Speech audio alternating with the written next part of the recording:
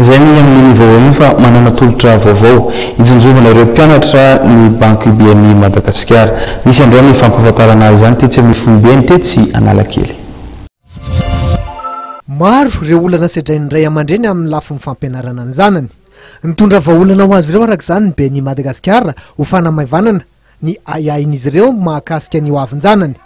Fantatra nandritra ny valandresako amin'ny mpanao gazety ny totosaina tetsy amin'ny FUBN BNI Madagasikara etsy Analakely araka izany fa misy ny tolotra vaovao ahafahana manatsara ny sehatry ny fampianarana amin'ny alalan'ny hitolotra tafita tahirim-bola antoka izay apetraka ao anaty petrabola. Tolotra navoaka ny BNI Madagasikara miaraka amin'ny assurance SAM. Tsy voalohany moa io tolotra io, tsy voalohany koa ny fiaraha-miasanay miaraka amin'ny assurance SAM efa nanomboka ny ara-niasa zay nanomboka tamin'ny 2012 efa nisy tolotra hafa reny nefa rehanareo.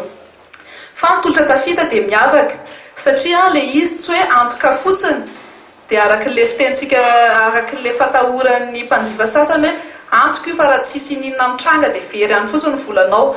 Ny amin'ny tafita tsy very mihitsy ny vola, tsisy fond perdu zany tiako tenenina satria manao cotisation le olona manangona tahiry zay misy zana-bolameny BNI, misy rémunération zany dia non seulement misy an'izay épargne zay fa sady misy antoka miaraka amin'le izy. Fantatra nandritra ny fotoana fa tsy voafetra fa miakina amin'ny mpanjifa ny vola apetraka voalohany ao anatin'ny tahirim-bola antoka tafita. Farafahakeliny ray tapitrisa ariary zany. No marian'ny tompona andraikitra fa mila vola tokana isam-bolana kosa ireo ray aman-dreny aompana amin'izany fitsinjovana ny hoavin'ny zanany zany.